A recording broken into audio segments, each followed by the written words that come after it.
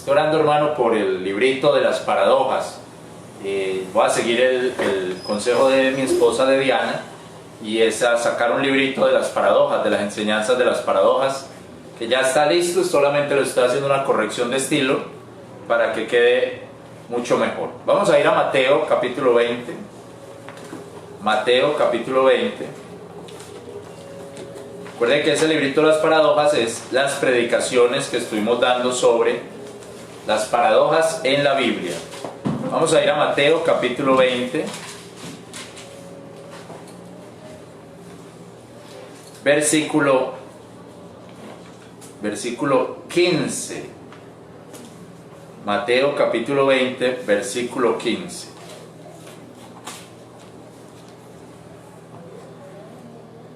Dice así: ¿no me es lícito a mí hacer lo que quiero en mis cosas? ¿O es malo tu ojo porque yo soy bueno? Vuelvo a leerlo, Mateo 20, 15. ¿No me es lícito a mí hacer lo que quiero en mis cosas? ¿O es malo tu ojo porque yo soy bueno? En el Instituto Bíblico, hermanos, estamos estudiando el Evangelio de Mateo. Tenemos un buen grupo en el instituto. El viernes creo que éramos unos 15, 14, algo así, 15 o hasta más, porque algunos lo están haciendo en familia. Se multiplica 15, le suma otros 2 y otros 4, creo que otros 4, casi 20 personas. Y estamos estudiando el Evangelio de Mateo ahora, y es una bendición porque sabemos que el Evangelio de Mateo es el Evangelio del reino. Vino el Rey, que es el Señor Jesucristo, a establecer el reino. Por eso los primeros mensajes de Juan el Bautista y del Señor Jesucristo eran: el reino de los cielos se ha acercado. Eso era lo que dice la Biblia que predicaban Juan y que predicaba también el Señor Jesucristo. Pero el reino fue rechazado por las personas a las que se les trajo el reino, es decir, al pueblo de Israel, que el Evangelio de Mateo los llama los hijos del reino. Viene el rey a poner el reino, viene y hace todas los eventos y las cosas que tenía que hacer para instalar un reino, el reino de Dios en esta tierra, y los hijos del reino, el pueblo de Israel, lo rechazan. Por eso la Biblia también dice en el Evangelio de Juan: a lo suyo vino y los suyos le rechazaron.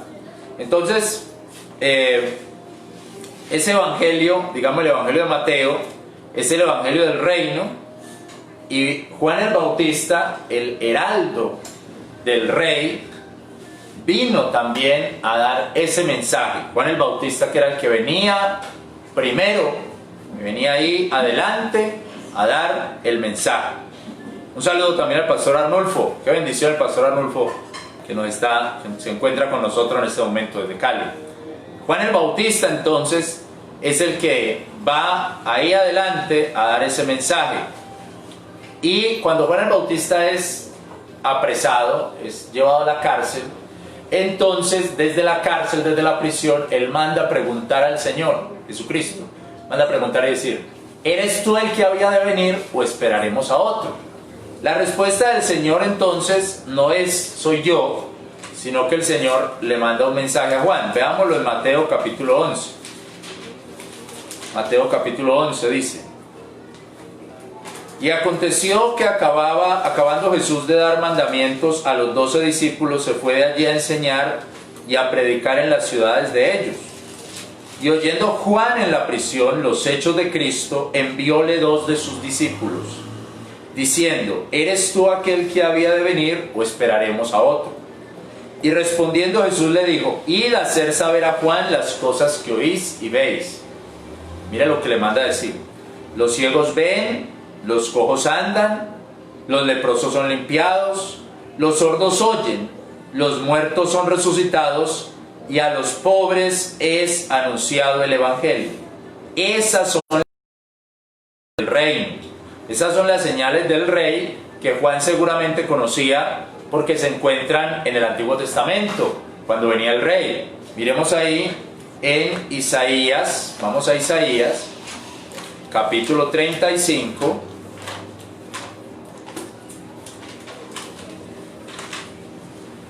Isaías capítulo 35, el versículo 5 y 6 dice: entonces los ojos de los ciegos serán abiertos y los oídos de los sordos se abrirán. Entonces el cojo saltará como un ciervo y la lengua del mudo cantará, porque aguas serán cavadas en el desierto y arroyos en la soledad. Isaías capítulo 61 dice: el Espíritu del Señor Jehová sobre mí, porque me ungió Jehová y envióme a predicar a los abatidos, a atar las llagas de los quebrantados de corazón, a publicar libertad a los cautivos y a los presos abertura de la cárcel. Y ahí está hablando el Señor Jesucristo. A publicar el año de la buena voluntad de Jehová. Entonces, esas señales, los cojos andan, los ciegos ven, los sordos oyen, esas son las señales del reino. ¿Y quién está haciendo esas señales? Pues el Señor Jesucristo. Por eso Él le dice, vayan y le dicen a Juan, cuenten a Juan esto que está pasando, porque Juan, como un buen entendedor del reino, él sabía, sí, llegó el que estábamos esperando. Este era el que tenía que llegar, como buen heraldo del rey. Pero ahí más adelante, en Mateo capítulo 11, el Señor Jesucristo alaba la misión de Juan y alaba al mismo Juan, porque dice el versículo 8, el versículo 8 dice: ¿o qué saliste a ver? Un hombre vestido de ropas delicadas. Traen ropas delicadas, en la casa de los reyes están. ¿O qué saliste a ver? ¿Un profeta? Ciertamente os digo, o sea, sí, un profeta, pero más que profeta, porque era el enviado antes del rey. Versículo 10 dice: porque este es de quien está escrito: aquí yo envío mi mensajero delante de tu faz, que apareje tu camino delante de ti. Juan el Bautista iba antes del Señor Jesucristo. De cierto os digo que no se levantó entre los que nacen de mujeres otro mayor que Juan el Bautista, mas el que es muy pequeño en el reino de los cielos mayor es que él. Entonces ahí nos damos cuenta que aunque el Señor vino a instaurar el reino todavía no estaba. ¿Por qué todavía no estaba el reino? Porque Juan el Bautista no hacía parte del reino.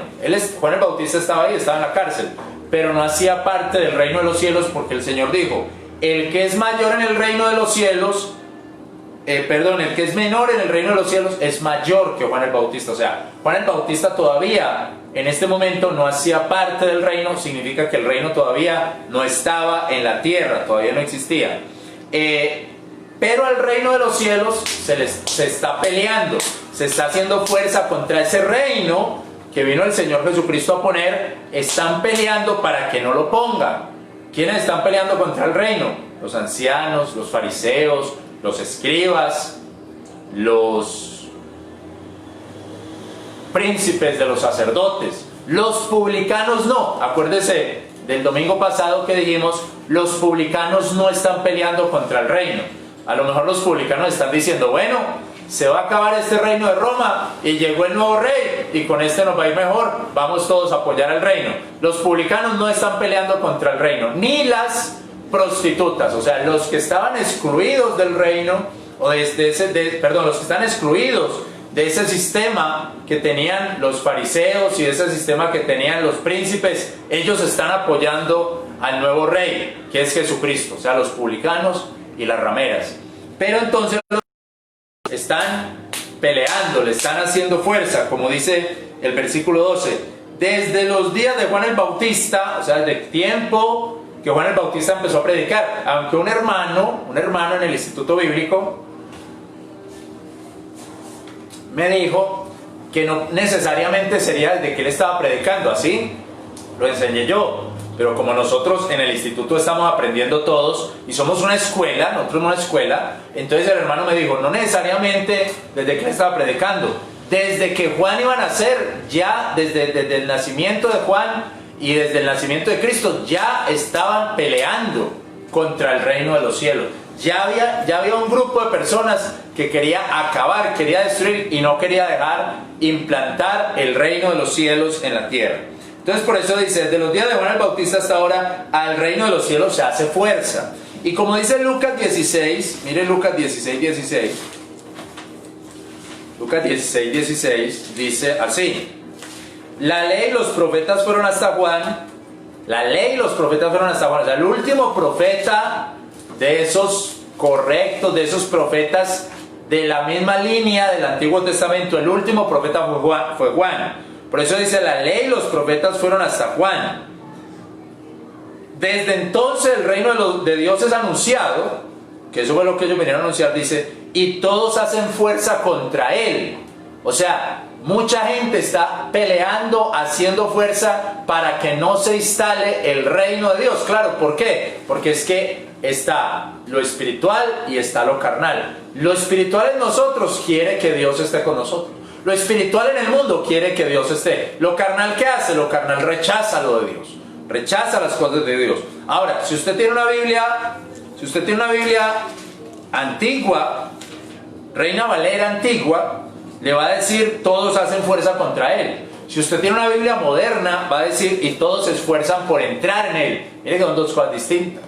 Todos hacen fuerza contra el reino. Si usted tiene una Biblia moderna, dice, todos se esfuerzan por entrar. Entonces, por eso yo le recomiendo que compre una Biblia, que consiga una Biblia Reina Valera, pero antigua versión. Entonces, mis hermanos, vemos que están haciendo fuerza contra el reino, están peleando contra el reino. Los fariseos no quieren que la gente entre al reino de Dios. Mire Mateo 23:13. Mateo 23, versículo 13. Mas ay de vosotros, escribas y fariseos hipócritas, porque cerráis el reino de los cielos delante de los hombres, que ni vosotros entráis, ni a los que entran dejáis entrar. ¿Sí ve? Los fariseos no quieren que la gente entre al reino de Dios. Dios bendiga al hermano Fabio Restrepo también, un saludo especial, mi hermano Fabio. La gente no quiere que entren que los fariseos, no quieren dejar a nadie al reino de los cielos. Se lo impiden. Son unos hombres religiosos que impiden eso, que impiden que la gente entre al reino de los cielos porque están en su religiosidad. Así es, mis hermanos, que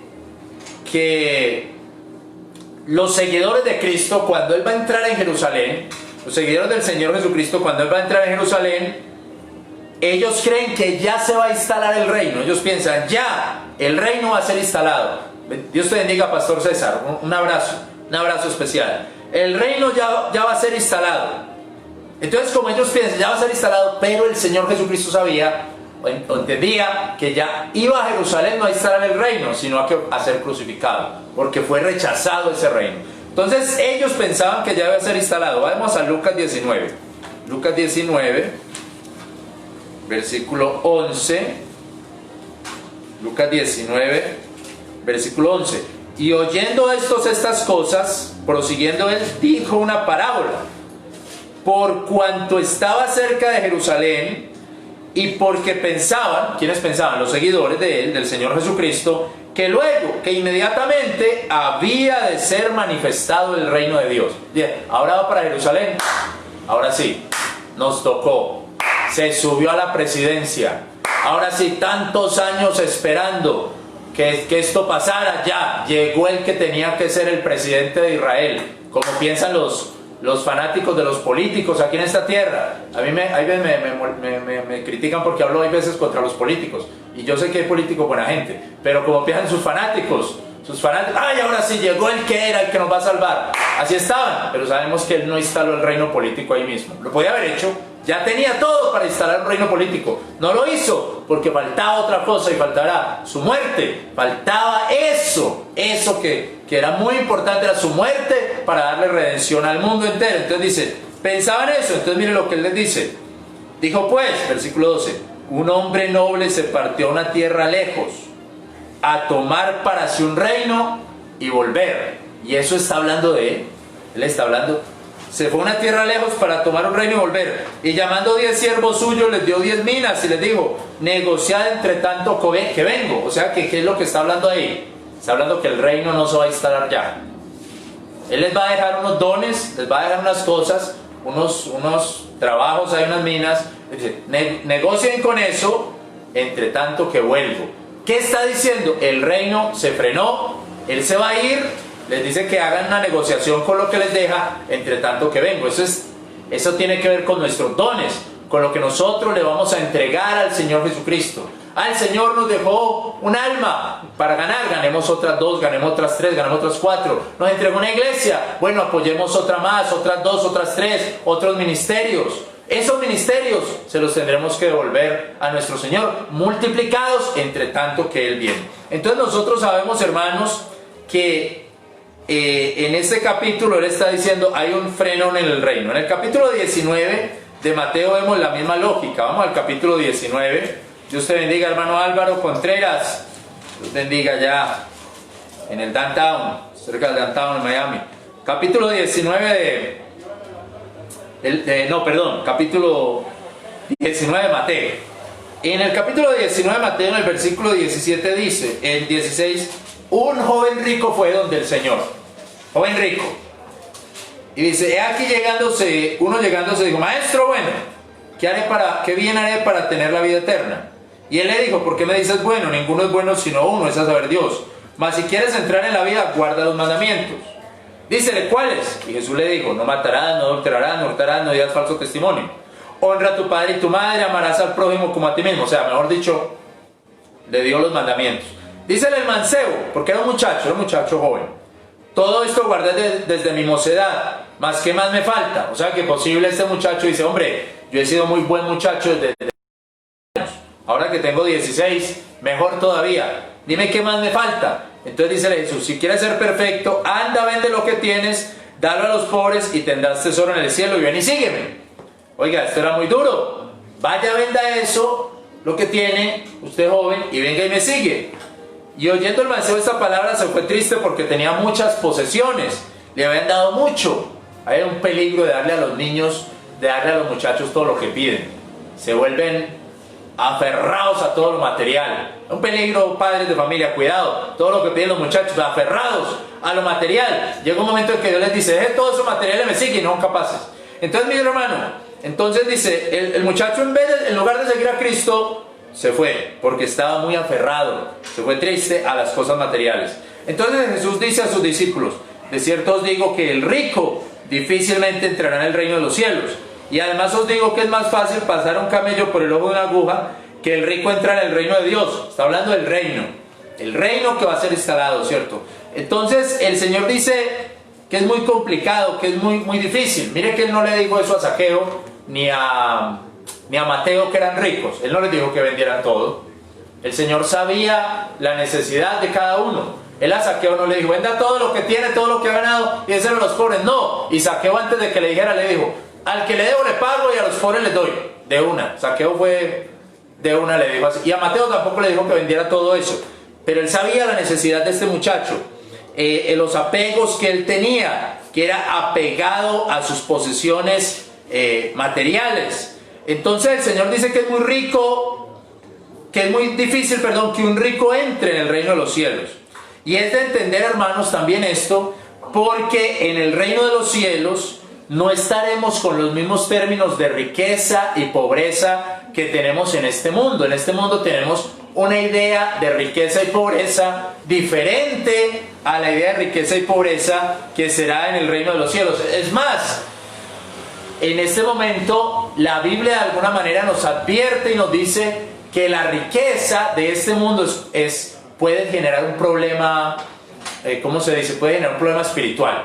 La Biblia no dice, ay, a los pobres de este mundo, cuidado, se alejan de Dios. No, la Biblia no dice así, pero la Biblia dice, a los ricos tengan cuidado, porque están confiando en su riqueza. La Biblia dice, cuidado, oran a Dios y a Mamón, el Dios de la riqueza. No, cuidado, no vayan a adorar a Dios y a Mamón, el Dios de la riqueza, porque hay dos señores. Entonces, el rico tiene ese problema de apegarse a lo material, de apegarse a las cosas terrenales. Tiene, como me decía una vez alguna persona, me decía, es que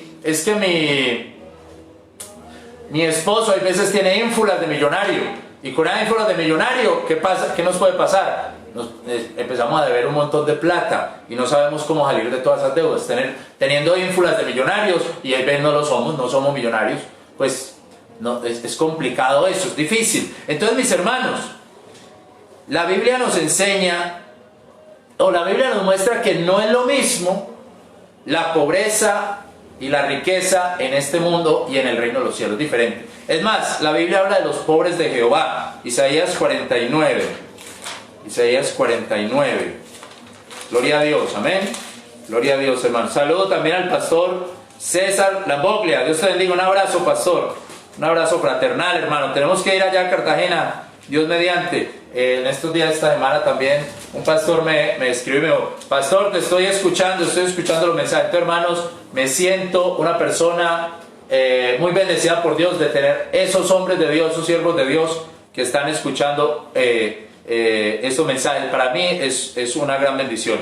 Isaías 49, versículo 13 dice: cantad alabanzas, oh cielos, y alégrate tierra, y romped en alabanza, oh montes, porque Jehová ha consolado a su pueblo, y de sus pobres tendrá misericordia.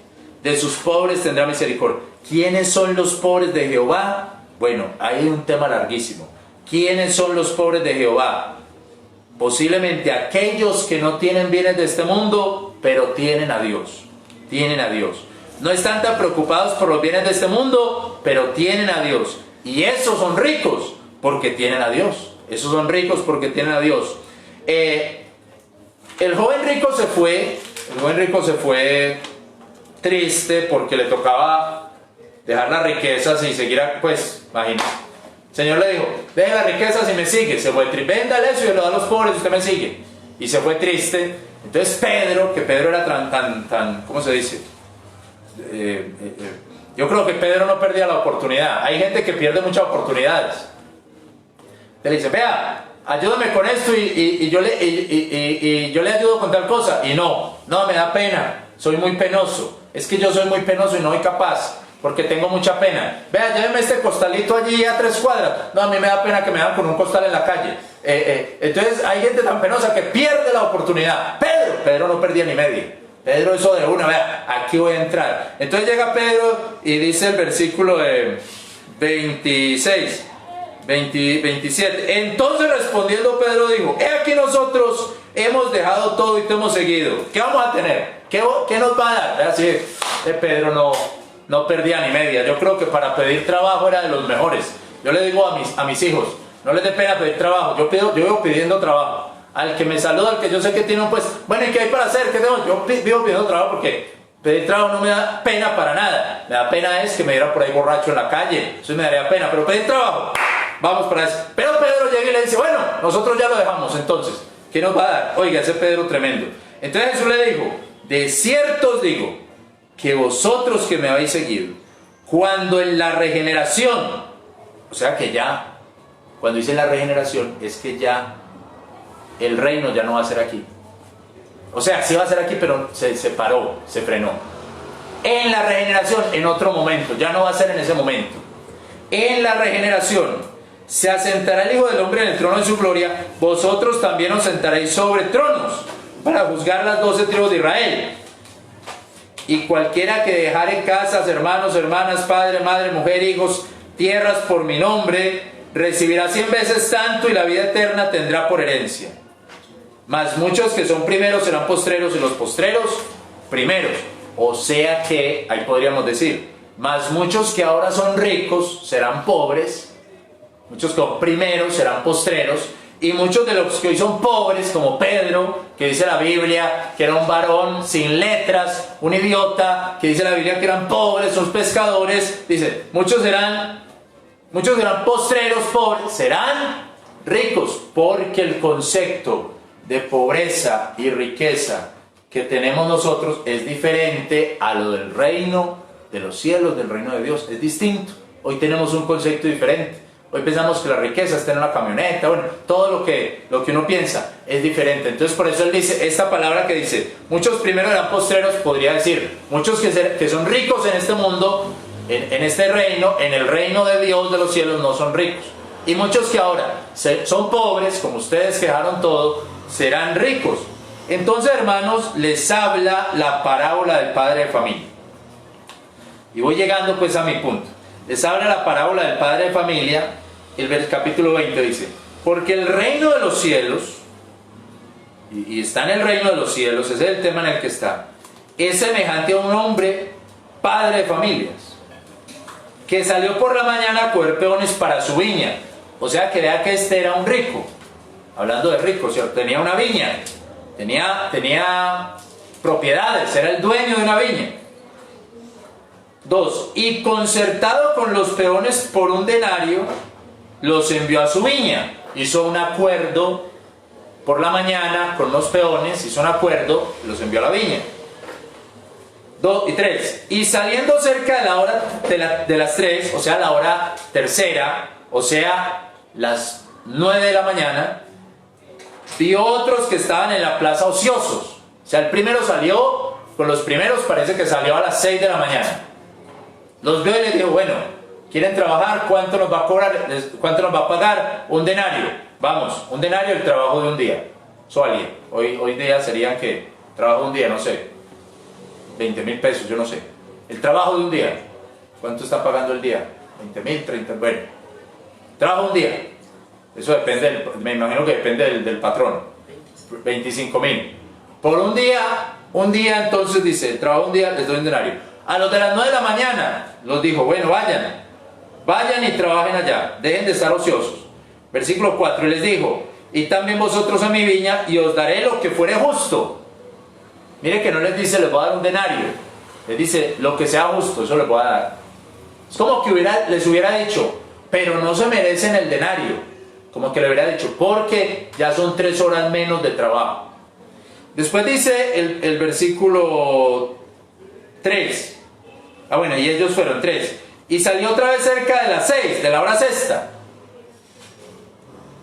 y de las 9 horas, o sea, de la hora novena, de la hora sexta entonces sería 9, 10, 11, 12, volvió a las 12 del día, y después volvió a las 3 de la tarde, la hora novena, e hizo lo mismo, y salió cerca de las 11 horas, o sea, ya de la hora novena, 9, 10, 11, o sea, a las 3, a las 5 volvió y salió. De las 11 horas halló otros que estaban ociosos y les dijo, ¿por qué estás aquí todo el día ocioso? Vea que ya les dice a estos todo el día, o sea que ellos estaban a las 5 de la tarde y todavía estaban en la plaza, como en los pueblos, en nuestros pueblos cafeteros, que cuando hay cosecha de café, los dueños de las fincas bajan al pueblo a buscar gente que van a, ¿cómo se llama eso? Van a recolectar, ¿cierto? Van a buscar recolectores, son recolectores, ¿cierto? Segador, bueno, van a buscar recolectores de café. Así, en la cosecha, los finqueros bajan al pueblo y ahí llega la gente de otras partes del país. El año pasado creo que había muchos venezolanos recolectando café, llegaban los finqueros, bueno, yo les pago tanto y se van a recoger café. Entonces lo mismo, más o menos, pero ya estos fueron a las 5 de la tarde. 5 de la tarde. Y a las 5 de la tarde llegaron y les dice, ¿por qué estás ahí ociosos todo el día? Díceles ellos, porque nadie nos ha cogido.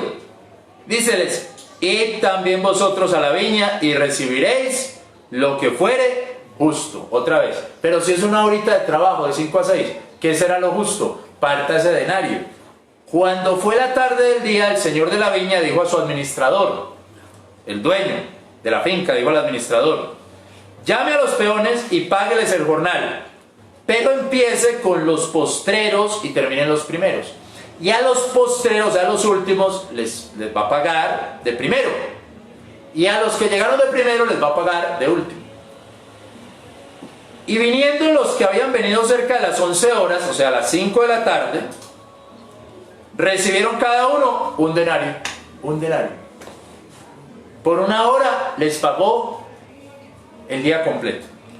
Y viniendo también los primeros, pensaron que habían de recibir más. Estaban contentos. ¡Ay, qué bueno! Si a los que trabajaron una hora les dio un denario, a nosotros nos debe dar, pues, ¿cuánto es? Denario por hora. 8 denarios. Si fueron 8 horas, pero fue a las 6 de la mañana más. 8, 9, 10 denarios, 12 denarios. Si a ellos les dio uno, a nosotros de dar 12 denarios. Y viniendo también los primeros pensaron, habían de recibir más, pero también ellos recibieron cada uno un denario. No les pagó los 12 denarios, los 12, sino uno solo. Y tomándolo, el denario, murmuraban contra el padre de familias, diciendo, estos postreros solo han trabajado una hora, y los ha hecho iguales a nosotros que hemos llevado la carga y el calor del día. Y él respondiendo dijo a uno de ellos, amigo, no te hago agravio, ¿no te concertaste conmigo por un denario? toma lo que es tuyo y vete, que yo daré a este postrero como a ti. ¿No me es lícito a mí hacer lo que quiero en mis cosas? ¿O es malo tu ojo porque yo soy bueno? Así le puse a este mensaje. ¿O es malo tu ojo porque yo soy bueno? Entonces, mis hermanos, la pregunta que les hace es esa. ¿Es malo tu ojo? O sea, tienes envidia, estás haciendo mala cara, estás enojado, estás con resentimiento porque yo hice lo bueno. Tú estás resentido porque yo estoy haciendo las cosas bien. Entonces el Señor termina con esa sentencia. Así los primeros serán postreros y postreros serán, así los primeros serán postreros y los postreros primeros, porque muchos son llamados, mas poco escogidos. Entonces lo que le está diciendo es, mire, así de esa manera, y dice el Señor, los postreros, serán los primeros. Los que llegaron de último están recibiendo el mismo pago que los que llegaron de primeros. Y los que llegaron de primeros les pagan al final lo mismo que le pagan a los que llegaron de últimos. ¿Qué nos enseña esto, hermano, con respecto al reino? Que el reino de los cielos fue ofrecido en varios momentos, en varias épocas, pero que finalmente será Dios quien decide cómo pagar. Miremos 3 aplicaciones. Número 1, no se puede negociar con Dios lo que es justo. No se puede negociar con Dios lo que es justo. En el capítulo 20, versículo 2 dice, y concertando con los peones. El padre de familias es Dios, por supuesto. Pero aquí dice concertando con los peones. Nosotros no podemos negociar con Dios lo que es justo, porque la justicia del hombre es como un trapo de inmundicia delante de Dios. Así lo dice Isaías 64:6.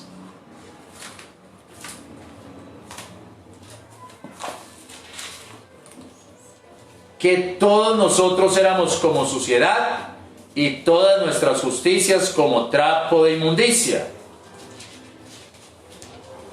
Nosotros no somos capaces de tener una negociación correcta con Dios sobre lo que es la justicia, porque nuestras justicias delante de Dios son trapos de inmundicia. Número 2, no se puede entender humanamente lo que es justo para Dios. Primeramente ellos lo negociaron y ya hicieron el negocio y concertaron por un denario, los primeros. Cuando fueron a cobrar pensaron que Él les iba a dar 12 denarios y entonces empezaron a murmurar. Empezaron a murmurar porque no entendían lo que es justo. Justo es Dios. Salmo 71:6. Salmo 71:6.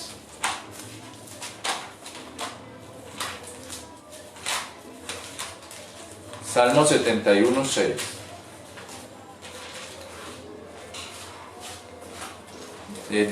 Salmo 71:16. Vendré a las valentías del Señor Jehová. Haré memoria de la justicia de ti solo. El único justo es Dios. Por eso, hermanos, cuando le dicen, no, nosotros somos el partido político de la justicia, eso es un cuento, el único justo es Dios. Nosotros somos el partido político de la paz, eso es un cuento, el único que da paz es Dios, un cuento. Bueno, Dios bendiga a los que están en esa búsqueda, pero la paz y la justicia las da es Dios. Dios es el que da la paz y la justicia, y confiamos en la paz y en la justicia, es porque el único justo es Dios. Usted y yo humanamente, nosotros, hermanos que estamos acá y los que están viendo, vemos que esta negociación fue injusta, seguro. En lo humano es injusta. ¿Cómo le va a pagar lo mismo al que trabajó 1 hora que al que trabajó 12 horas? ¿Cómo va a ser? Eso para nosotros, en cualquier filosofía sobre la justicia humana, es una injusticia. Es una injusticia. No puede ser. ¿Cómo le va a pagar al que trabajó 12 horas? Es que ellos dicen, Mateo 21, ¿cierto? Mateo 21. Ellos dicen ahí,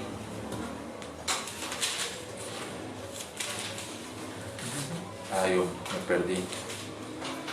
Mateo 20 dice, 12 dice, solo han trabajado una hora y los has hecho iguales a nosotros que hemos llevado la carga y el calor del día. Mejor dicho, es que una hora, mientras llegaron de la plaza a la finca y se les fue 10 minutos o 15.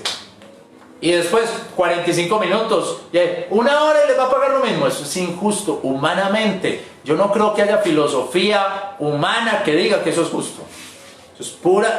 Sería injusticia total.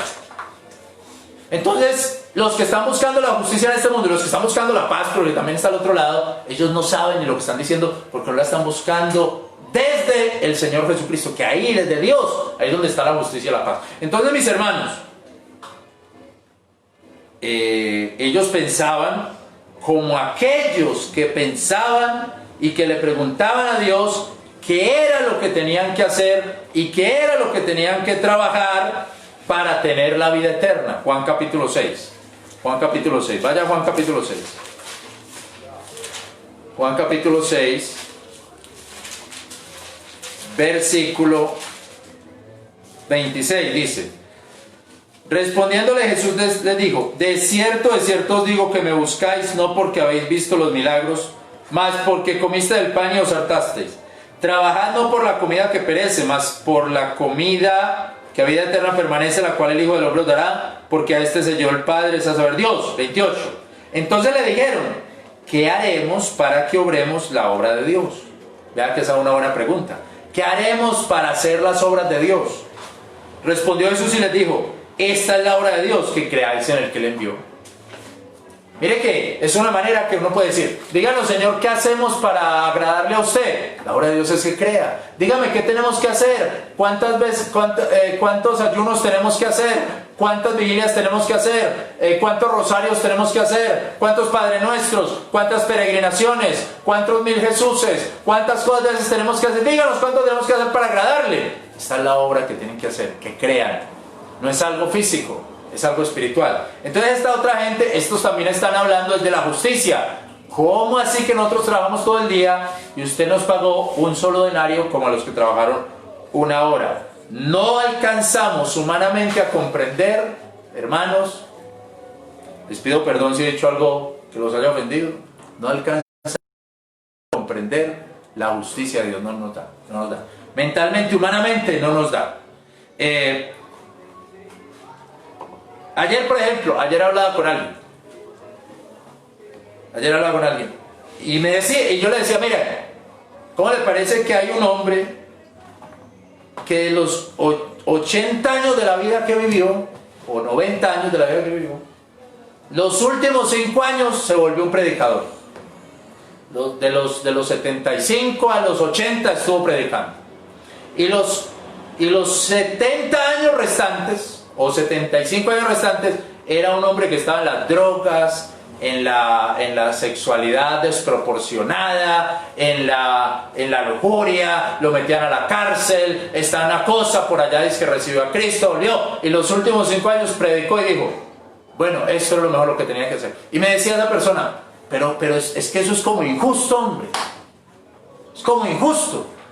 ¿Cómo es que un hombre vivió 70 años en una locura, o 60 o 50, y los últimos tiempos ya se convirtió? Eso es injusto. Usted y yo no entendemos la justicia de Dios, no la entendemos. ¿Cómo es que estos trabajaron una hora y les pagó lo mismo que a los que trabajaron 12? Pero la Biblia enseña y la Biblia dice que ese hombre, si se arrepintió de corazón, de verdad, fue salvado. Ese de los que a los últimos 5, 6, 7 o 10 años de su vida terminó predicando. La Biblia dice fue salvado. Si él se arrepintió de corazón, se salvó. En estos días, una persona que cuando yo estaba en mi juventud tenía unas canciones, pero que hablaban mal de Dios, o sea, unas cosas horribles. Y en estos días dijo, le doy gracias a Dios. Y dije, pero ¿cómo le dar gracias a Dios? Esta persona, como era de mal, que hablaba unas cosas, y ahora es que, gracias Dios mío que me has cuidado. Bueno, no sé. Eso lo entiende Dios. Yo no lo entiendo. Yo todavía digo, pero ¿cómo? Una persona que hizo esas cosas, ¿cómo decir eso? Eso lo entiende Dios. Eso lo dejo a Dios. Porque yo no alcanzo a comprender la justicia de Dios. Ni siquiera soy capaz de negociarla con Él. Y número 3. no podemos dejarnos llevar por la envidia o el ojo maligno, como dice ahí. La manera en que la Biblia enseña la envidia es el ojo maligno, o sea, como el que mira así. Eso es una mirada con envidia. ¿Este dónde salió? Una mirada con envidia. Dice, el ojo maligno es la envidia. Entonces, nosotros, los últimos dijeron, ¿cómo así? Mire todo lo que estos recibieron igual que nosotros. Y entonces ahí diría el padre de familia, ¿cómo puedes ser tú avaro si yo soy una persona liberal o una persona dadivosa con lo que es mío?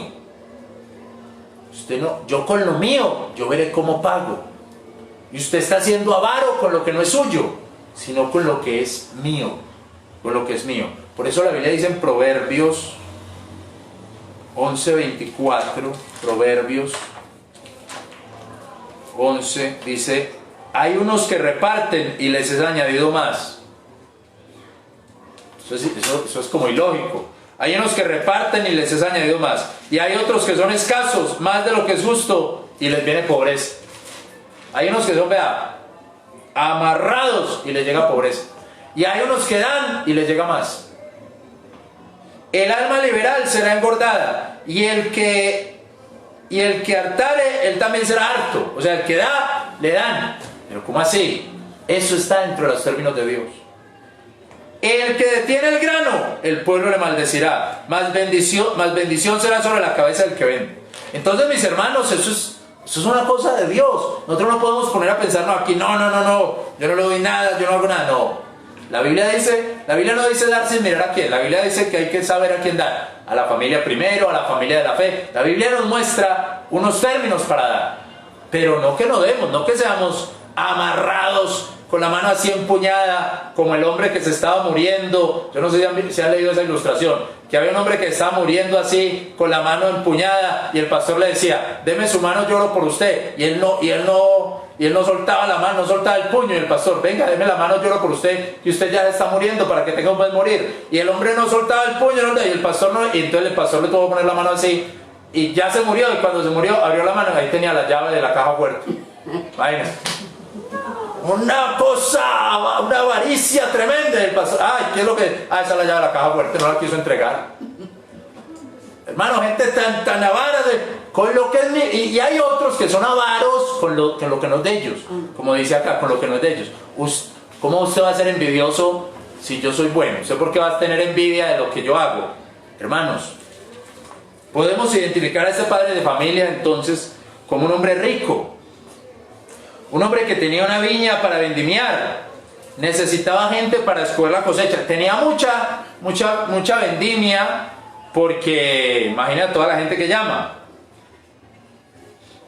Y ese padre de familia lo podemos identificar con Dios, porque la Biblia dice que de Dios toma nombre toda la familia que hay sobre el cielo y la tierra. Dice Efesios capítulo 3. Dios llama a la gente para trabajar en su viña. Llama a unos primero y a otros después.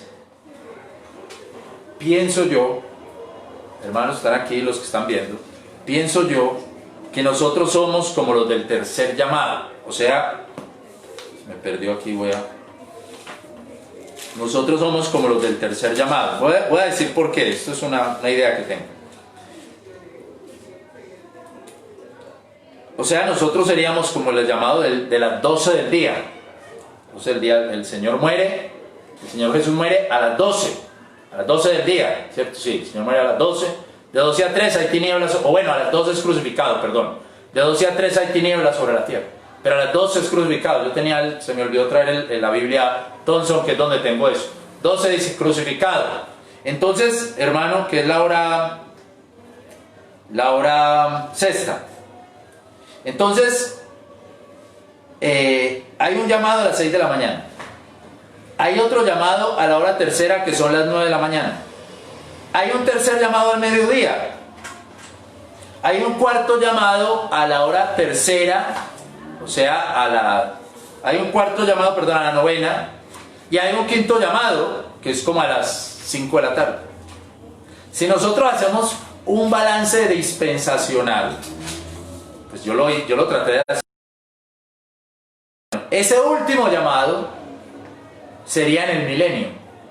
O sea que en el milenio hay gente que se va a perder porque van a seguir a Satanás. Dice que al final del milenio hay gente, hay unas naciones que van a seguir a Satanás. El cuarto llamado, y que sería en la hora, el cuarto llamado que sería en la hora tercera, en la hora de la novena, perdón, que sería en la hora novena, que es cuando el Señor muere, sería como el llamado de las tinieblas, sobre la tierra hay unas tinieblas, sería como decir la tribulación. Hay gente en la tribulación que va a ser llamada por Dios. Hay todavía gente en la tribulación que se puede salvar. Ese tercer llamado sería en la gracia. Ahora Dios nos llama en la gracia. Hay un segundo llamado que fue en la ley, y hay un primer llamado que fue en la época de la promesa del pueblo de Israel. Promesa, ley, gracia, tribulación y milenio.